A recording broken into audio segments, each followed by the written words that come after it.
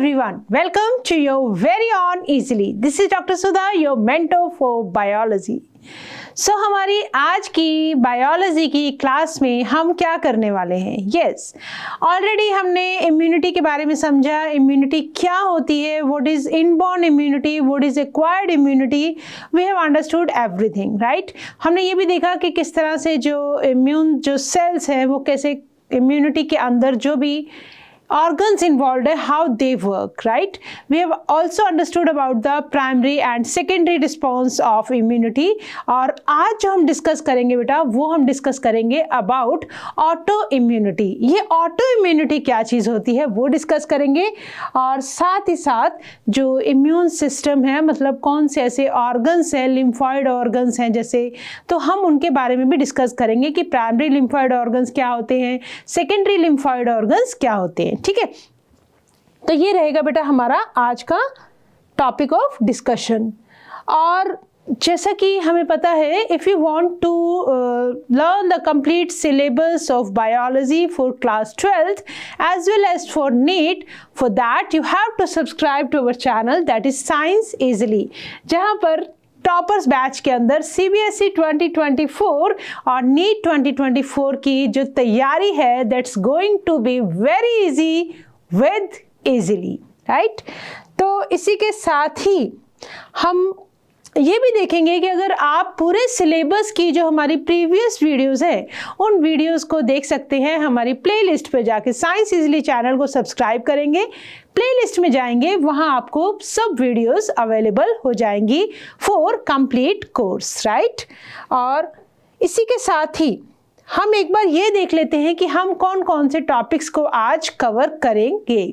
आज हम बेटा कवर करने वाले हैं सेकेंडरी लिम्फॉइड ऑर्गन, हम बात करेंगे एड्स की, इसके कॉजेस की, ट्रांसमिशन ऑफ इन्फेक्शन और लाइफ साइकिल की बात करेंगे, और एड्स के साथ साथ हम कुछ ऑब्जेक्टिव क्वेश्चंस को भी डिस्कस करेंगे। बट हमने देखो लास्ट क्लास में क्या किया था, हमारे लास्ट क्लास के अंदर हमने एक्वायर्ड इम्यूनिटी के बारे में समझा था, और हमने ये देखा था कितनी तरह की टाइप्स ऑफ एक्वायर्ड इम्यूनिटी होती हैं, राइट।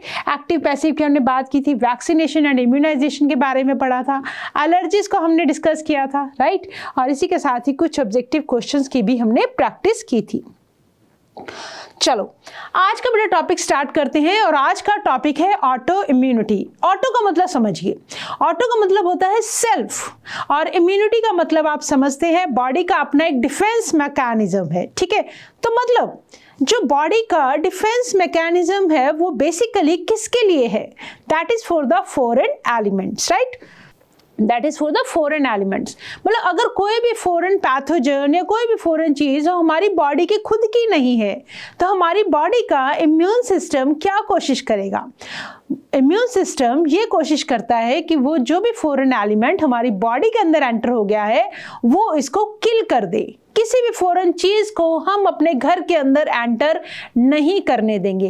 बट अगर बॉडी के अंदर, अच्छा ये जो हमने समझा था कि कैसे बॉडी पहचान पाती है खुद के सेल्स को और बाहर वाले सेल्स को, तो उसके लिए हमने देखा था कि एक मेमोरी जनरेट हो जाती है, ठीक है। बट इन केस अगर बॉडी के अंदर ये जो एबिलिटी है सेल्फ को पहचानने की, सेल्फ और फॉरेन के बीच में डिफरेंशिएट करने की, अगर ये प्रॉपर्टी खत्म हो जाए, अगर ये इनएबिलिटी ना रहे, तो क्या होगा? बॉडी का इम्यून सिस्टम खुद के ही सेल्स को किल करने लग जाता है। तो उस केस को हम क्या बोलेंगे? That is auto immunity. और ऑटो इम्यूनिटी की वजह से होने वाले जो डिसऑर्डर्स है उनको बोला जाता है ऑटो इम्यून डिसऑर्डर्स। जैसे कि आपने रूमेटॉइड आर्थराइटिस का नाम जरूर सुना होगा, ठीक है। रूमेटॉइड आर्थराइटिस में हमने देखा है कि जॉइंट्स के अंदर पेन होता है ना, बहुत से लोग जिसको गठिया या बाय भी कहते हैं, तो that is a autoimmune disorder. इसके अंदर क्या होता है? बॉडी के खुद के सेल्स खुद को ही किल करने लग जाते हैं। दैट मीन्स सेल्फ डिस्ट्रक्शन, एक तरह से क्या हो जाता है? ये सेल्फ डिस्ट्रक्शन, राइट। तो that is known as auto immunity. Let us understand this topic from the NCERT lines को। तो आपके सामने जो भी लाइन्स लिखी हुई है they are purely from NCERT, right.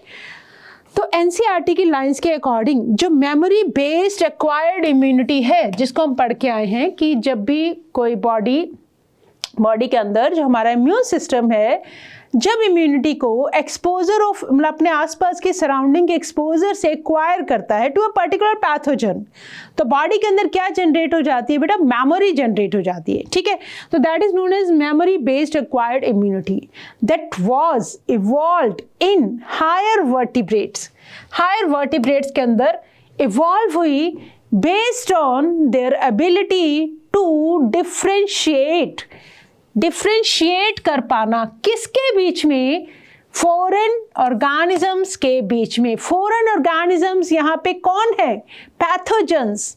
बाहर से कोई भी पैथोजन जो डिजीज कॉज करता है, अगर हमारी बॉडी के अंदर एंटर हो जाए तो बॉडी का इम्यून सिस्टम एक्टिवेट हो जाता है और उस पैथोजन को किल करने की कोशिश करता है ताकि अपने आप को बीमारियों से बचा सके। बट अब ये जो प्रॉपर्टी है डिफ्रेंशिएट करने की foreign organisms from self cells, it is highly evolved in higher vertebrates. ठीक है, this is known as memory based acquired immunity. While we still do not understand the basis of this, two corollaries of this ability have to be understood. ये जो ability है, इसके बारे में हमें दो चीजें समझनी पड़ेंगी। क्या क्या है वो?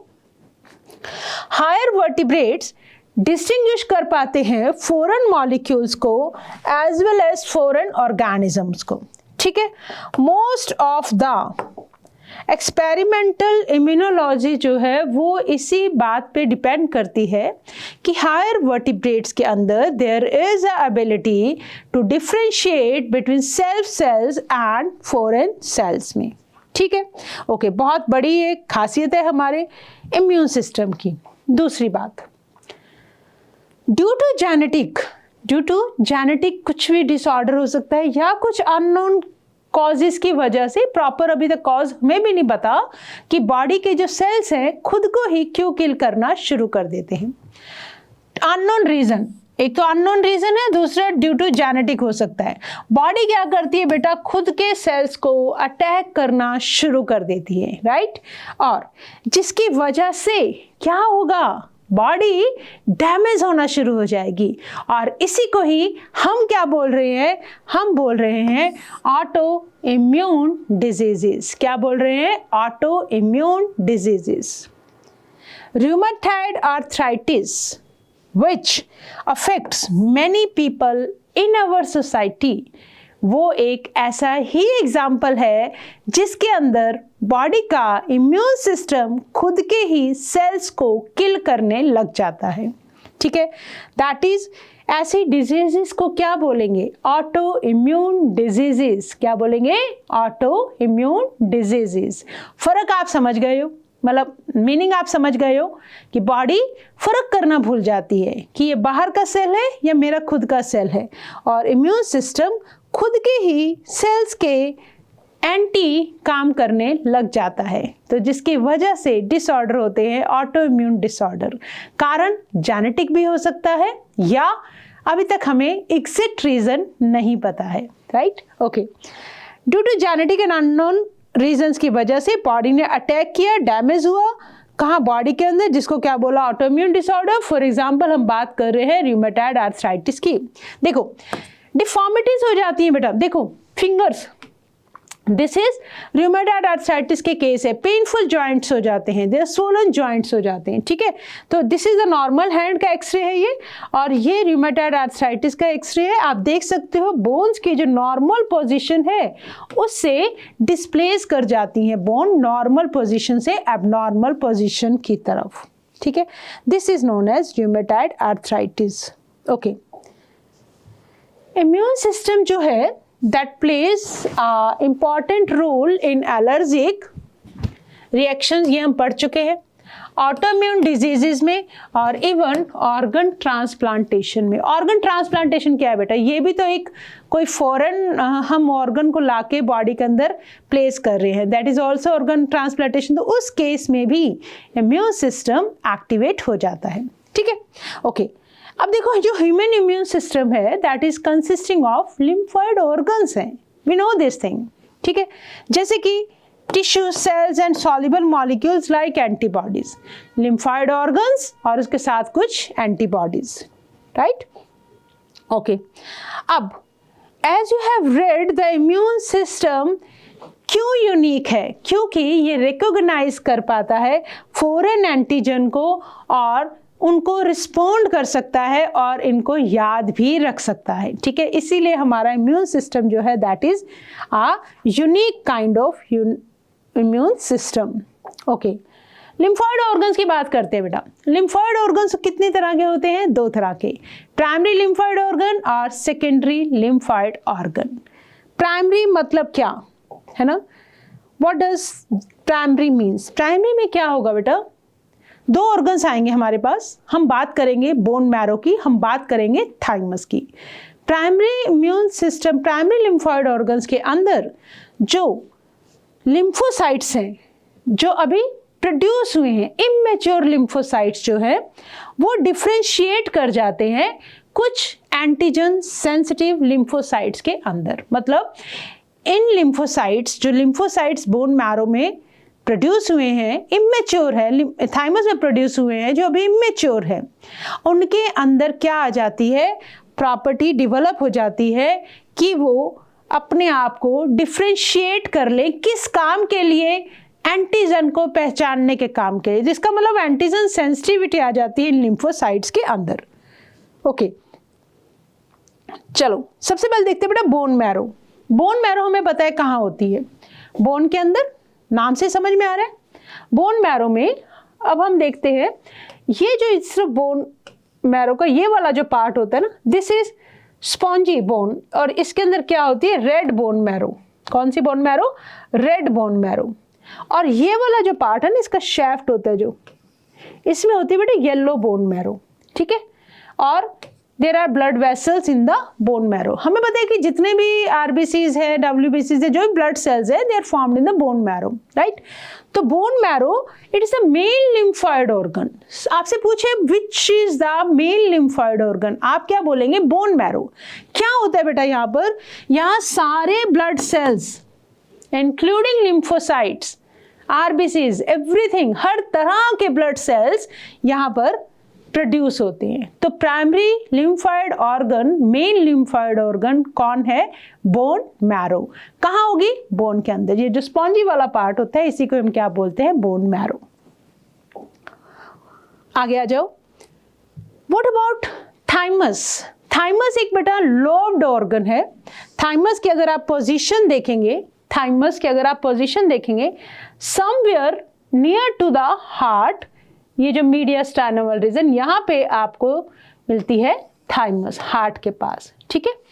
और इफ यू सी, ये वाला रीजन है, स्प्लीन को भी डिस्कस करते हैं, ठीक है? तो बोन मैरो कहाँ है? बोन के अंदर। थाइमस कहाँ है? थोरेसिक कैविटी में, जस्ट साइड में हार्ट के, located near the heart. Lobed organ है बेटा, लोब्स बने हुए हैं इसके अंदर।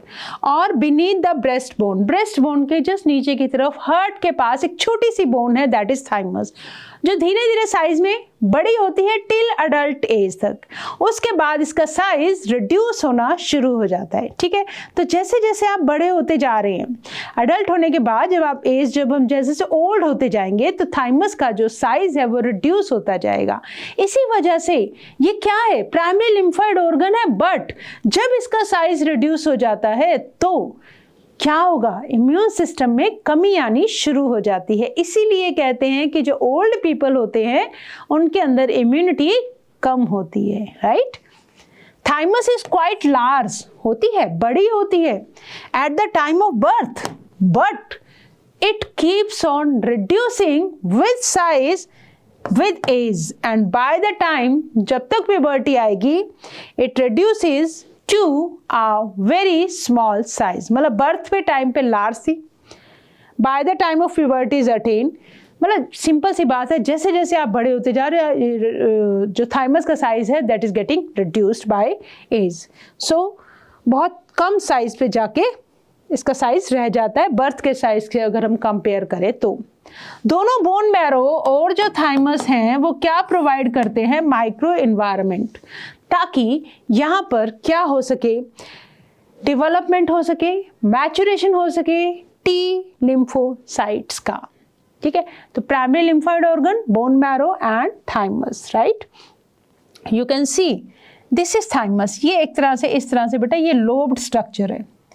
बर्थ के टाइम पे अच्छा खासा साइज होता है इसका, राइट। दिस इज लंग्स के बीच में, हार्ट के नियर, दिस इज, और एग्जैक्टली देखना हो तो ये वाली पोजीशन है किसकी, थाइमस की। ठीक है, और बोन मैरो में आप देख रहे हो, बोन के एनाटॉमी की जब बात करेंगे, ये जो आपको रेड वाला पार्ट दिख रहा है, this is known as spongy bone. Spongy bone ही क्या है, यहाँ पर रेड बोन मैरो है। स्पॉन्जी बोन के अंदर ही क्या है, रेड बोन मैरो। ओके, इसके बाद आ जाओ बेटा सेकेंडरी लिम्फोइड ऑर्गन्स। अब देखो प्राइमरी लिम्फोइड ऑर्गन में तो प्रोड्यूस हुए, ठीक है। सेकेंडरी लिम्फोइड ऑर्गन में आफ्टर मैचुरेशन, मैचुरेशन कहाँ हो गया हमारा, प्राइमरी के अंदर, ठीक है। अब मैच्योर होने के बाद अब हम इनको कहाँ भेज रहे हैं, किसको, लिम्फोसाइट्स को। कहाँ भेज रहे हैं, lymphocytes migrate to secondary lymphoid organs, और वो ऑर्गन्स हैं आपके पास spleen, lymph nodes, tonsils, Peyer's patches, small intestine and appendix। ठीक है, these are the secondary lymphoid organ। ये वही वाली स्टेज है जैसे कि आपकी स्कूलिंग हो गई, स्कूल में आपने रह के अपने आप को मतलब सब कुछ सीखा, एंटीजन सेंसिटिविटी आपने गेन की, और साथ ही साथ अब आप मैच्योर हो गए। अब मैच्योर होने के बाद आपको जाना पड़ेगा बेटा कॉलेज में अपनी पढ़ाई पूरी करने के लिए, ठीक है। तो इसी तरह से लिम्फोसाइट्स को भी कहाँ जाना पड़ता है, सेकेंडरी लिम्फोइड ऑर्गन, जो उनके लिए एक तरह से क्या है, उनके कॉलेज हैं। सेकेंडरी लिम्फोइड ऑर्गन्स क्या करते हैं, वो साइट प्रोवाइड करवा रहे हैं, किसको, लिम्फोसाइट्स को। किस लिए, ताकि उनका जो इंटरएक्शन है किसके साथ हो सके, एंटीजन्स के साथ। वो एंटीजन सेंसिटिविटी लेकर आए हैं प्राइमरी लिम्फोइड ऑर्गन से, और अब सच्ची में उनको सामना करना पड़ेगा अपने, जैसे ही वो कॉलेज में आएंगे उनका सामना होगा किसके साथ, एंटीजन्स के साथ, जिनके लिए हमने उनको ऑलरेडी प्रिपेयर कर दिया, कब, प्राइमरी लिम्फोइड ऑर्गन्स में, ठीक है। तो मैच्योर होकर आए हैं वो, which then proliferate to become effector cell, और यहाँ पे ये प्रोलिफरेट करेंगे, अपना नंबर बढ़ा के क्या बन जाएंगे, इफेक्टर सेल्स। तो सेकेंडरी लिम्फोइड ऑर्गन में एंटीजन के साथ उनका इंटरेक्शन होगा।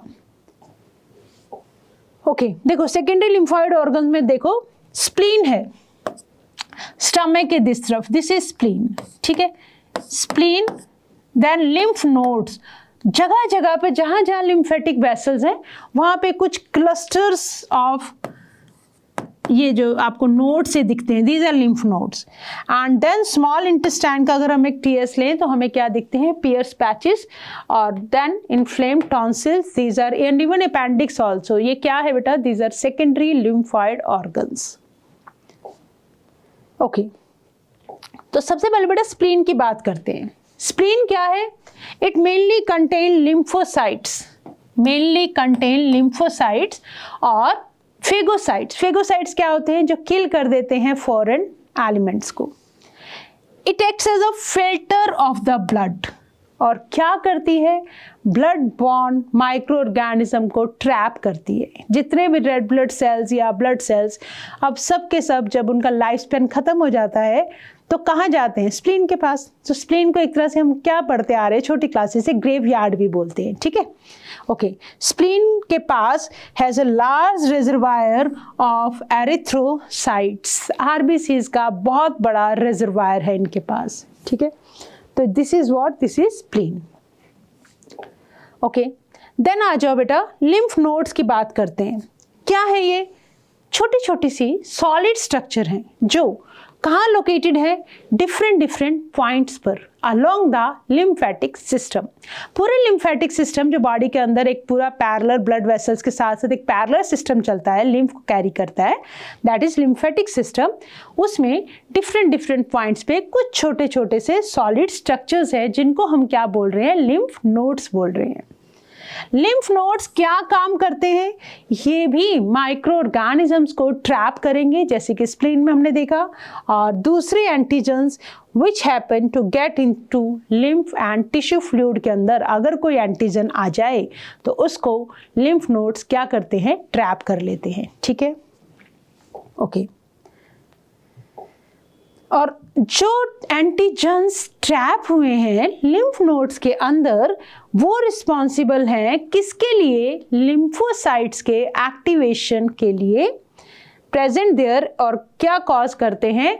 Immune response. मतलब जैसे ही कोई पैथोजन एंटर हुआ तो लिम्फ नोड्स की वजह से एंटीजन ट्रैप हो गए लिम्फ नोड्स में, जिसकी वजह से क्या होगा बेटा? लिम्फोसाइट्स एक्टिवेट हो जाएंगे। लिम्फोसाइट्स एक्टिवेट होंगे मतलब इम्यून रिस्पॉन्स जो है वो एक्टिव हो जाएगा। तो आप ये देख सकते हैं छोटे छोटे ग्रीन से आपको सॉलिड स्ट्रक्चर्स नजर आ रही हैं, ये क्या है? Lymph nodes. ओके, आगे आ जाओ। What is malt? Mucosa associated lymphoid tissue. ठीक है, देखो नाम से पकड़ना, म्यूकोजा कहाँ मिलेगा हमें? Mucosa, there is a lymphoid tissue also located within the lining of major tracts, respiratory tract, digestive tract, urogenital tract. इनके अंदर जो म्यूकस की लाइनिंग है उसको क्या बोलते हैं? म्यूकोजा। और इसीलिए हमने नाम दिया है म्यूकोजा के साथ जो एसोसिएटेड लिम्फॉइड टिश्यू है उसको बोलते हैं माल्ट। और ये नाम हम पहले भी डिस्कस कर चुके हैं, कब? जब हमने एलर्जीज को डिस्कस किया था। और ये about 50% of lymphoid tissue constitute करता है इन द ह्यूमन बॉडी। तो यू कैन सी जितने भी ये ट्रैक्ट्स लाइनिंग्स है, जो इनके अंदर जो म्यूकस की लाइनिंग है that is known as mucosa, उनके साथ एसोसिएटेड जो लिम्फॉइड टिश्यू है that is known as MALT. ठीक है, ओके। तो हमने सेकेंडरी लिम्फॉइड ऑर्गन्स भी पढ़ लिए, हमने प्राइमरी भी पढ़ लिए, और अब हम शुरू करने जा रहे हैं व्हाट? That is AIDS. और एड्स का पूरा नाम क्या है? Acquired immunodeficiency syndrome. नाम को पकड़ना बेटा। What does AIDS mean? AIDS का मतलब है अक्वायर किया है हमने। सबसे पहला वर्ड क्या है? अक्वायर किया है। क्या अक्वायर किया है? इम्यूनो डेफिशिएंसी, मतलब इम्यून सिस्टम की कमी बाय बर्थ नहीं है, अक्वायर की गई है। और जब इम्यून सिस्टम डेफिशिएंट हो जाता है, मतलब इम्यून सिस्टम के जो काम में कमी आ जाती है, तो हमारी बॉडी को बहुत सारे पैथोजेंस जो है अटैक कर देते हैं। ठीक है, और बहुत सारी डिजीजेस कॉज करते हैं। तो अगर मान लो फॉर एग्जांपल आपको अगर सिंपल सा एक कोल्ड हुआ है, जुकाम हुआ है, 2 से 3 दिन में नॉर्मल ठीक हो जाता है। But if a person is suffering from AIDS, तब उसका इम्यून सिस्टम इतना वीक हो जाएगा कि उसके मतलब उसको जो कोल्ड 2-3 दिन में ठीक होने वाला है वो सीधा जाके निमोनिया में कन्वर्ट हो जाएगा। ठीक है, मतलब ऐसे सिंड्रोम का मतलब कलेक्शन ऑफ सिम्टम्स। सिंड्रोम का मतलब collection of symptoms, that is known as syndrome. So this means a deficiency of the immune system that is acquired during the lifetime of an individual that indicate it is not a congenital disease. By birth नहीं थी बेटा वो disease, acquire की गई है, और जिसकी वजह से immune system क्या हो गया? deficient हो गया। और बहुत सारे जितने भी हमारी बॉडी के सिस्टम है, छोटे से मतलब कोई प्रॉब्लम हो जाए तो वो प्रॉब्लम बहुत ज़्यादा बड़ी हो जाएगी। मतलब different systems are affected, different जो भी सिस्टम अफेक्ट होगा उसके सिम्टम शो करेगी बॉडी। तो यहाँ पे क्या होगा? कलेक्शन ऑफ सिम्टम्स होगा, जिसके लिए हम वर्ड यूज़ कर रहे हैं syndrome, that is known as AIDS. Okay, syndrome का मतलब देख लो, अ ग्रुप ऑफ सिम्टम्स। और सबसे पहले जो एड्स है दैट वाज रिपोर्टेड इन 1981, कहाँ पर? लास्ट 25 ईयर और सो की बात ही है ना, 25 ईयर्स के अंदर अंदर हमने देखा, और ऑल ओवर द वर्ल्ड इतनी तेजी से स्प्रेड कर गया कि more than 25 million persons killed हो चुके हैं। और अभी भी मतलब बहुत तेजी से ये फैल रहा है, वायरल डिजीज है, राइट। ओके, तो आज हम इसी के बारे में बात करेंगे बेटा। बहुत ही मतलब एक तरह से अवेयरनेस वाला टॉपिक है, that everybody should aware about AIDS, और अभी तक इसका हमारे पास कोई भी प्रॉपर ट्रीटमेंट नहीं है। HIV क्या है? HIV virus, it is caused by HIV virus. पूरा नाम क्या है? Human immuno deficiency virus. Human immuno deficiency virus मतलब ह्यूमंस के अंदर इम्यून सिस्टम को डेफिशिएंट करने वाला वायरस। और basically it is a group of member है, ग्रुप ऑफ वायरसेस का, और वो ग्रुप ऑफ वायरसेस कौन से? रिट्रोवायरस। तो हमें पता है कि वो वायरसेस जिनके अंदर जेनेटिक मटेरियल RNA होता है उनको हम बोलते हैं रिट्रोवायरसेस। तो ऐसे वायरसेस का पूरा एक ग्रुप है जिसमें से HIV इसका एक मेंबर है। तो आपसे पूछा जाए HIV कौन सा वायरस है, आप बोलेंगे retrovirus. Which has an envelope enclosing the RNA genome. क्या होता है इसके अंदर? RNA as a genetic material. Okay. Transmission कैसे फैलता है बेटा ये HIV वायरस? देखो, सेक्सुअल कॉन्टेक्ट सबसे कॉमन कॉज होता है इसका, by sexual contact with the infected person. अगर कोई पर्सन जिसको एड्स है ऑलरेडी और अगर उसके साथ सेक्सुअल कॉन्टेक्ट होता है, इलीगल जो सेक्सुअल रिलेशंस बनाए जाते हैं मल्टीपल पार्टनर्स के साथ, तो तब वहाँ पे चांसेस बढ़ जाते हैं एड्स के होने के। दूसरा होता है इन्फेक्टेड पर्सन का अगर आप ब्लड ट्रांसफ्यूज कर दें एक हेल्दी पर्सन में, तो ब्लड के थ्रू क्या होगा? एड्स स्प्रेड कर जाएगा, ब्लड या ब्लड के through, contaminated blood and blood products.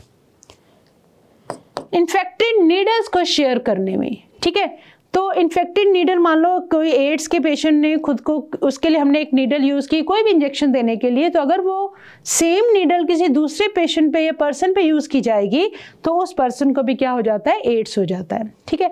ऐसा अक्सर जो ड्रग अब्यूज़, जो ड्रग एडिक्ट्स होते हैं उनके अंदर क्या होता है कि समझ होती नहीं है और वो एक ही नीडल से खुद को ड्रग्स के इंजेक्शन देते रहते हैं, जिसकी वजह से भी एड्स जो है बहुत तेज़ी से फैलता है। इन्फेक्टेड मदर से अपने बेबी में ट्रांसफर हो सकता है HIV वायरस थ्रू प्लेसेंटा। तो मदर भी अपने बेबी को दे सकती है एड्स का वायरस अगर मदर इन्फेक्टेड है तो। ओके, कौन से ऐसे people who are not at high risk of getting an infection include? कौन से लोगों को इन्फेक्शन नहीं होता है? देखो, people who are at high risk, जिनको हाई रिस्क पे हैं, कौन से लोगों को ज़्यादा चांसेस हैं? कौन से पर्सन्स जो एट हाई रिस्क हैं, जिनके अंदर एड्स होने के चांसेस ज़्यादा बढ़ जाते हैं? दैट इज वो पर्सन्स, वो इंडिविजुअल्स जिनके मल्टीपल सेक्सुअल पार्टनर्स होते हैं, मल्टीपल जो पार्टनर्स के साथ सेक्सुअल रिलेशंस बनाते हैं। कॉन्टैमिनेटेड, जो जिनके अंदर ब्लड ट्रांसफ्यूजन बहुत फ्रीक्वेंटली करना पड़ता है, कोई ऐसी डिजीज होती है जिसकी वजह से उनको अक्सर ब्लड का ट्रांसफ्यूजन दिया जाता है, तो उस केस में भी उनको हाई रिस्क हो सकता है एड्स का। देन वो ड्रग एडिक्ट्स, जैसे कि हमने अभी भी डिस्कस किया, ड्रग एडिक्ट्स जो इंट्रावीनसली वेन्स के थ्रू क्या लेते हैं? ड्रग्स लेते हैं इंजेक्शन के थ्रू, और वही सेम नीडल सब आपस में यूज कर रहे होते हैं, तब भी चांसेस बढ़ जाते हैं। HIV मदर, इन्फेक्टेड मदर को अगर बेबी हुआ है, बेबी उसने बर्थ दिया है, तो उस बेबी के अंदर बहुत ज़्यादा चांसेस हैं कि that baby is suffering from AIDS, right? Okay, do you know when people need repeated transfusion? कब लोगों को बहुत जल्दी जल्दी ब्लड का ट्रांसफ्यूजन देना पड़ता है? This is a homework for you.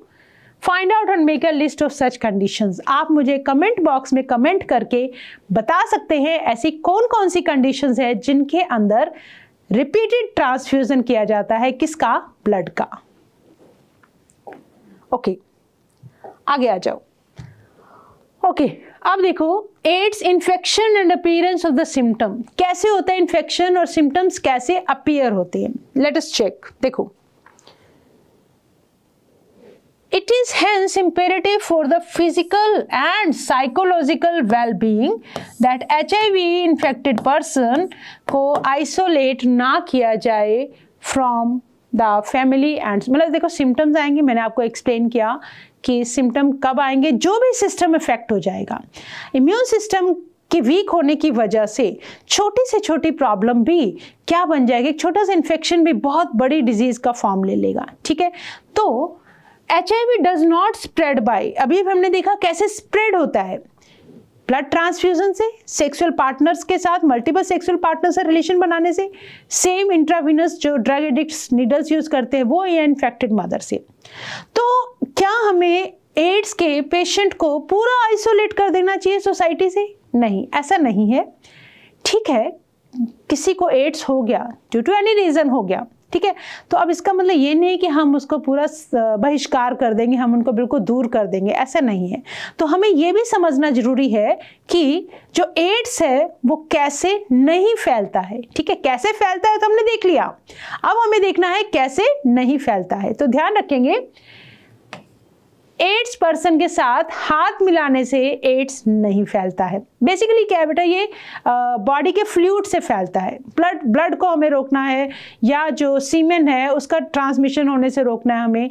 But ऐसा नहीं है कि अगर आप इन्फेक्टेड पर्सन के साथ हाथ मिला रहे हैं, किसिंग से, हगिंग से, फूड शेयर कर रहे हैं, इंसेक्ट बाइट से, टॉयलेट सीट से, बाथिंग से, स्नीजिंग और कफ से, स्वेट से, ऐसे एड्स नहीं फैलता है। एड्स बेसिकली बॉडी फ्लूइड से फैलता है। ठीक है, जब जैसे कि ब्लड और सीमेन जैसे हमने बात की। और जब एड्स के पेशेंट के अंदर जब इन्फेक्शन हो जाता है, और इन्फेक्शन होने और सिम्टम्स के आने के बीच में there is a time lag, gap होता है टाइम का, that can be even 5 to 10 years। Infection हुआ था 10 साल पहले, बट सिम्टम अपीयर हो रहे हैं 10 साल के बाद। ठीक है, तो बहुत लंबा टाइम भी हो सकता है। And between the infection and appearance of a symptom, तो ध्यान देना है हमें। इसलिए जरूरी हो जाता है कि हम एक जो एड्स का जो पेशेंट है उसको फिजिकली और साइकोलॉजिकली भी अच्छा फील करवाया जाए। दैट HIV इन्फेक्टेड पर्सन, उनको किसी भी तरह से ऐसा नहीं है कि हम उनको आइसोलेट कर दे फैमिली से या सोसाइटी से। दे आर ऑल्सो इंडिविजुअल्स, उनको भी राइट है बेटा इस अर्थ पे जीने का। ठीक है, आगे ना फैले तो उसके लिए हमें कुछ प्रिकॉशंस लेने हैं, बट उनके साथ बैठने से, खाना खाने से, हाथ मिलाने से, इन सब चीज़ों से एड्स नहीं फैलेगा। दिस पीरियड मतलब कौन सा इन्फेक्शन का पीरियड वेरी कर सकता है 5 से 10 साल के बीच में। ओके, अगर हम लाइफ साइकिल की बात करें, कैसे फैलता है बेटा ये एड्स? देखो, वायरस है, कौन सा वायरस है? HIV virus, right.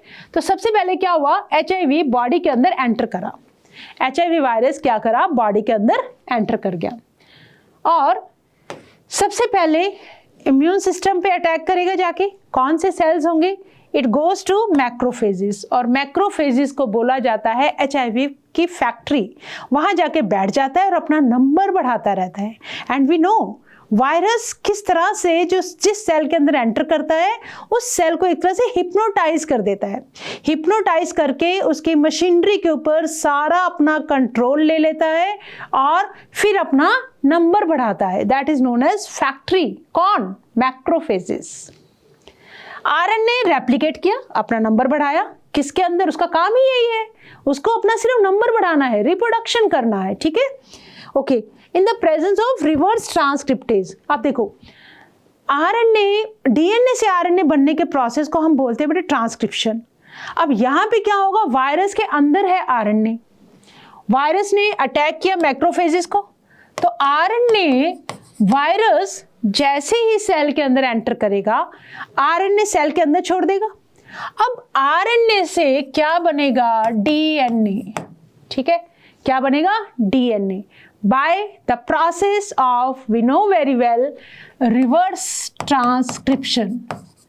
Reverse transcription, तो एंजाइम कौन सा लगेगा? Reverse transcriptase. रिवर्स ट्रांसक्रिप्टेज क्या बना बेटा? DNA।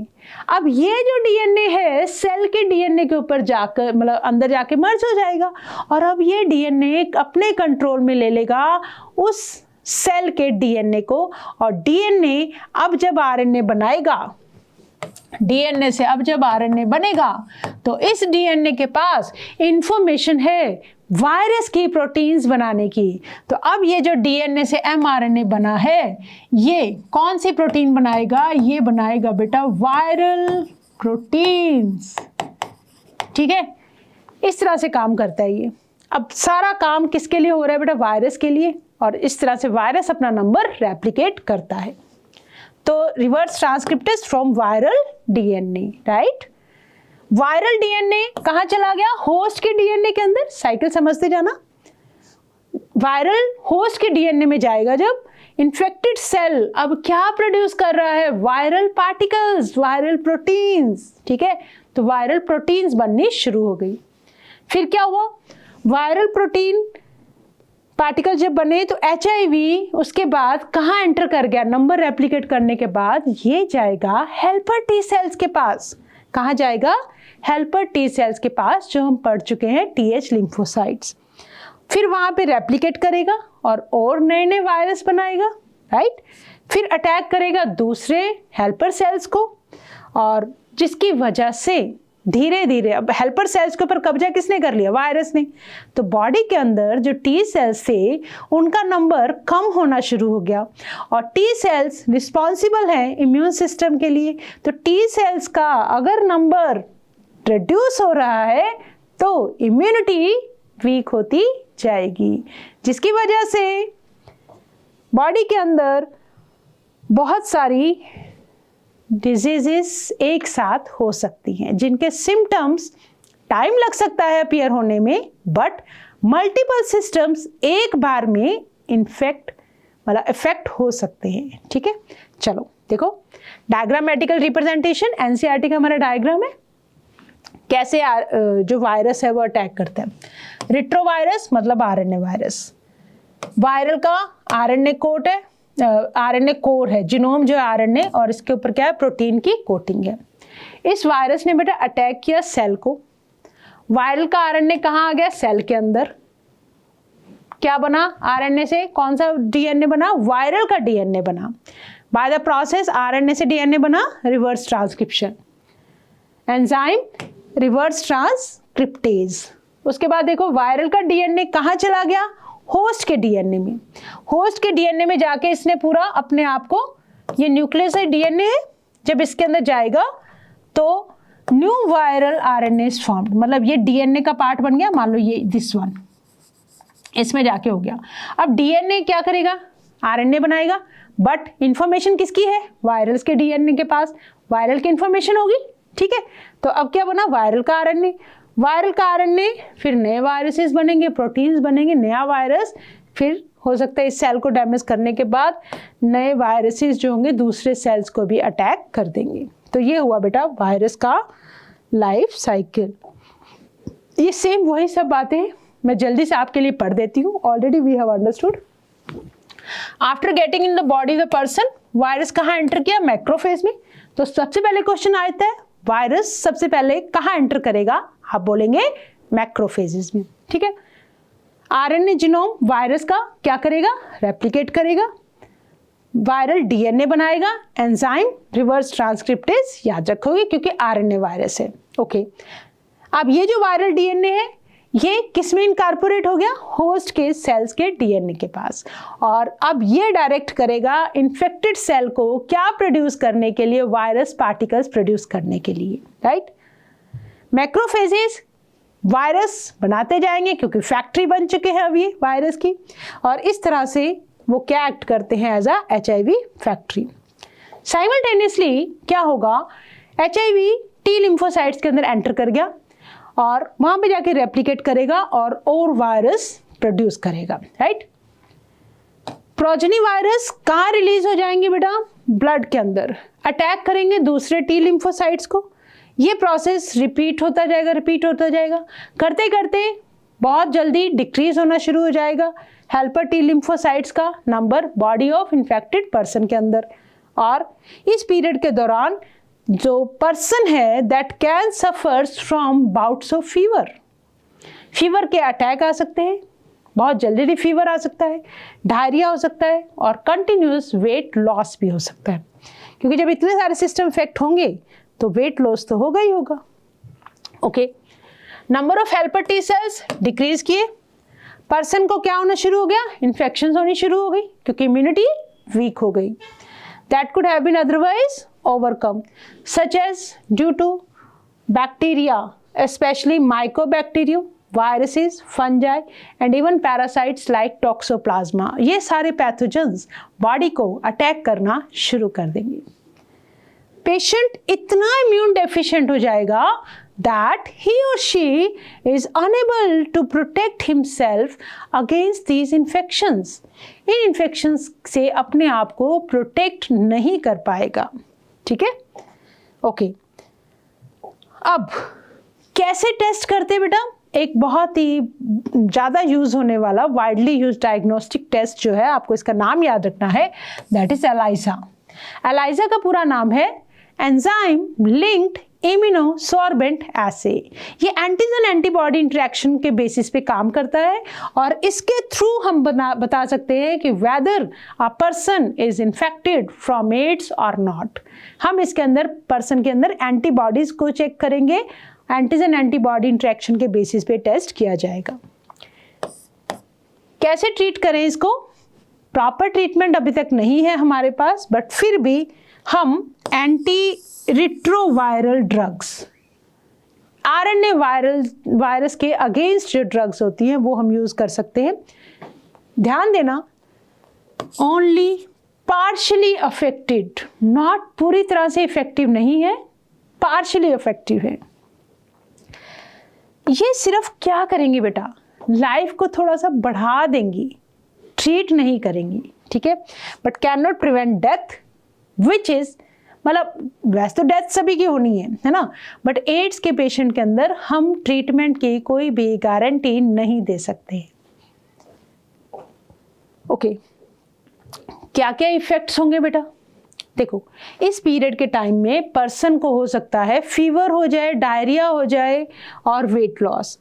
टी सेल्स की डेफिशिएंसी की वजह से ये जो पैथोजेंस है, हमने अभी भी देखा टॉक्सोप्लाज्मा लाइक, ये जैसे fungal, this is fungal disease on टंग है ना, Mycobacterium, viruses, fungi and parasites, this is fungal infection. इस तरह से सोर्स हो जाए तो कुछ ऐसी इन्फेक्शंस होनी शुरू हो जाएंगी. देन देख लो एलिजा टेस्ट कैसे होता है.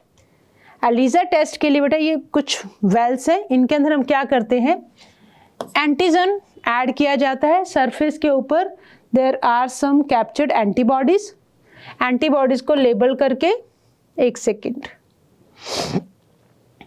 You just have to remember in this test that यहाँ पे हम एंटीजन एंटीबॉडी इंटरेक्शन को बेस मानकर टेस्ट किया जाता है.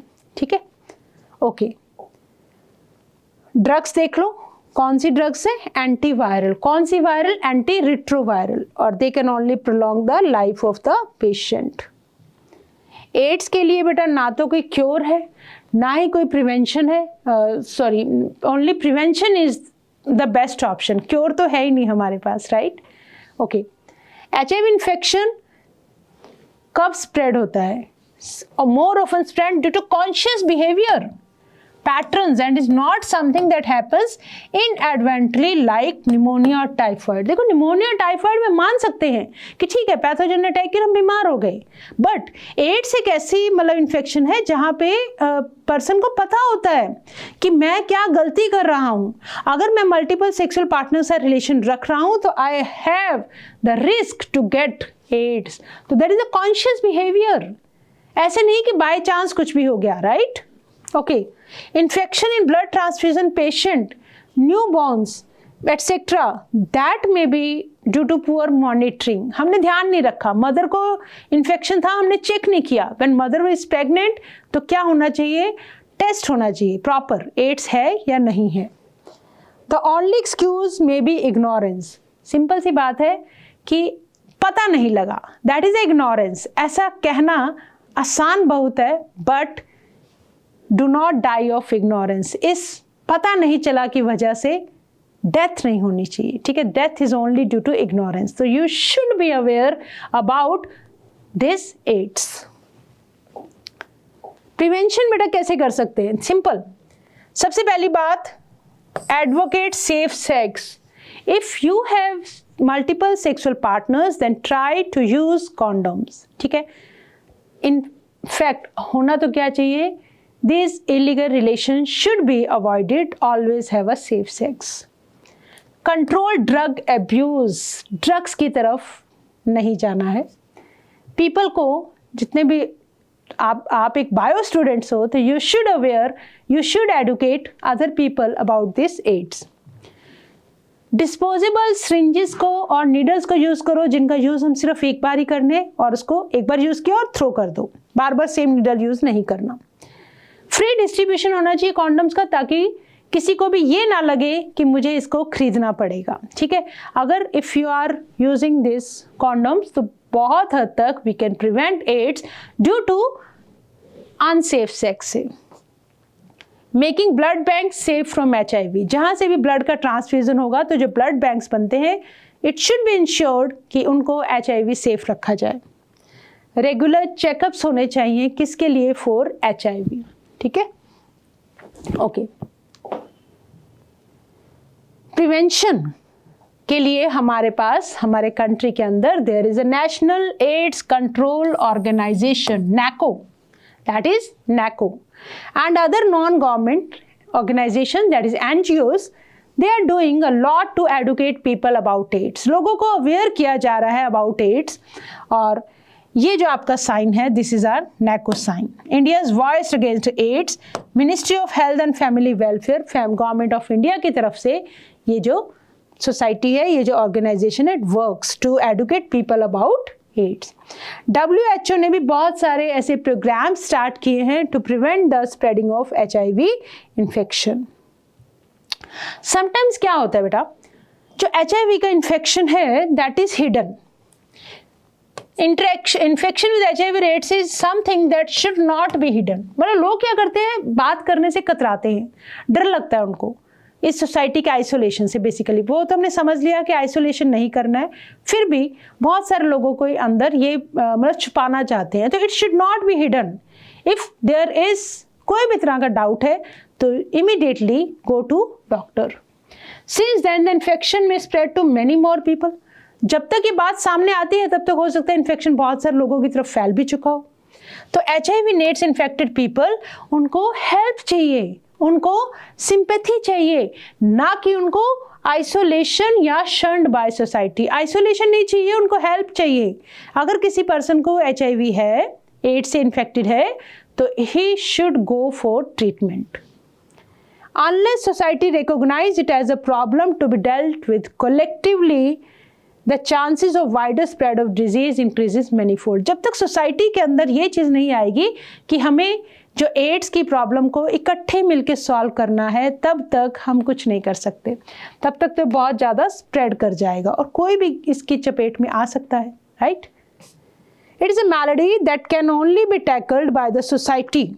सिर्फ सोसाइटी ही टैकल कर सकती है, और मेडिकल फ्रेटर्निटी अगर दोनों एक साथ काम करें तो ये क्या कर सकती हैं, प्रिवेंट कर सकती हैं एड्स के स्प्रेड को। Okay, now let's answer some questions. Okay, which of the following is correct regarding AIDS causative agent HIV? HIV का जो वायरस है दैट इज ए रेट्रोवायरस। ये क्या होता है बेटा, it is enveloped virus that contains 2 identical molecules of single stranded RNA। Single stranded RNA के 2 molecule, 2 reverse transcriptase इसके पास होते हैं। अनएनवेलप्ड नहीं होता है, it does not escape but takes a no enveloped virus करने 1 मॉलिक्यूल नो। तो इसका आंसर हो जाएगा बेटा हमारा ए। ओके, आगे आ जाओ। How does HIV infection differs from congenital? Congenital diseases क्या होती है, जो by birth present होती हैं, ठीक है। तो HIV infection is caused by genetic mutation while congenital diseases are acquired. No. HIV infection is present from birth while congenital diseases develop later in life. No. HIV तो है ही acquired, ठीक है। HIV infection is not present at birth but it is acquired during one's lifetime while congenital diseases are present at birth, ठीक है। HIV infection is caused by bacteria while congenital diseases are caused by viruses. No. तो answer हो गया हमारा C। आगे आ जाओ। Yes. Where do immature lymphocytes they differentiates into antigen sensitive lymphocytes? कौन कौन? Bone marrow and thymus. That means both A and B. Oh. Yes. What is the role of MALT, mucosa associated lymphoid tissue? क्या करेगा बेटा ये? Yes, mucosal tracts के अंदर, simple सी बात है, म्यूकोजा से रिलेटेड मतलब म्यूकोजल ट्रैक्ट्स के अंदर इम्यून सर्विलेंस प्रोवाइड करवाएगा। ठीक है, चलो नेक्स्ट आ जाओ। What is the significance of National AIDS control Organisation in India? NACO का क्या रोल है? एडुकेट करता है बेटा किसको? पब्लिक को अबाउट HIV एड्स। ठीक है, तो ये हमने किए बेटा क्वेश्चंस, और आज हमने क्या क्या पढ़ लिया? हमने पढ़ा ऑटो इम्यूनिटी, जब बॉडी के इम्यून सिस्टम खुद के ही सेल्स को पहचानने से इनकार कर दे और खुद के सेल्स को डिस्ट्रैक्ट करने लग जाए, तब होती है ऑटो इम्यून डिसऑर्डर्स या डिजीजेस। ऑटो इम्यून डिजीजेस पढ़ा, ऑटो इम्यूनिटी पढ़ा, immune system in the body, lymphoid organs को हमने पढ़ा, lymphoid organs, primary lymphoid organ bone marrow thymus को पढ़ा, और सेकेंडरी लिम्फॉइड ऑर्गन्स भी हमने पढ़े, जो क्या क्या थे? That is spleen, lymph nodes, Peyer's patches, tonsils, appendix etcetera. AIDS पढ़ा हमने, पूरा का पूरा कारण समझे, ट्रांसमिशन समझा, इन्फेक्शन कैसे होता है वो देखा, लाइफ साइकिल देखा HIV का, और इसी के साथ साथ हमने प्रिवेंशन ऑफ एड्स को डिस्कस करने के साथ साथ बहुत सारे नहीं, कुछ क्वेश्चंस, ऑब्जेक्टिव क्वेश्चंस को भी डिस्कस किया। ठीक है, तो हमारी नेक्स्ट क्लास के अंदर हम क्या डिस्कस करेंगे? We will discuss about cancer. ठीक है, एक और disease that is cancer, most deadliest disease. और आज का हमारा topic autoimmunity, we have covered AIDS, we have covered. So with this it's the time to say thank you. Thanks for watching, but don't forget to subscribe Science Easily channel, and you have to remember always one thing, that learn with a smile. With this, thank you.